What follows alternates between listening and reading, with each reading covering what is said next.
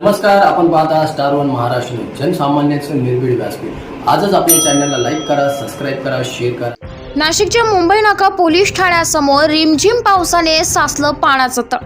मुसळधार पाऊस आला तर काय होणार?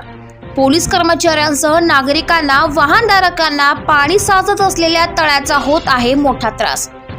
गेल्या 2 दिवसांपासून नाशिक शहरामध्ये रिमझिम पावसाने सुरुवात केली आहे। यामुळे मुंबई नाका परिसरातील मुंबई नाका पोलीस ठाण्याच्या बाहेर असलेल्या रस्त्यावरती रिमझिम पावसाचं पाणी साचलंय। पाणी वाहून जाण्यासाठी कोणताही पर्याय त्या ठिकाणी केलेला नाहीये।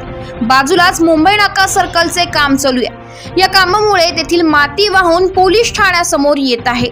दैनंदिन कामावरती येणाऱ्या पोलीस कर्मचाऱ्यांना वाट चुकून पर्यायी मार्ग काढावा लागत आहे। हे कायमच झालं असून रिमझिम पावसाने रस्त्याची ही हालत असेल तर मुसळधार किंवा जोरदार पाऊस आला तर पावसाने रस्त्याची काय हालत होणार हा विचार न केलेलाच बरा।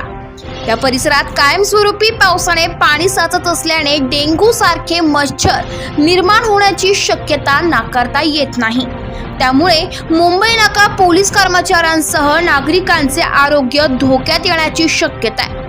त्यामुळे संबंधित प्रशासनाने या परिसरातील पावसाने ससरणाऱ्या पाण्याची विल्हेवाट लावावी व धोक्यात येणारे आरोग्य वाचवावे। स्टार वन महाराष्ट्र न्यूज साठी प्रतिनिधी इरफान पठाण, नाशिक।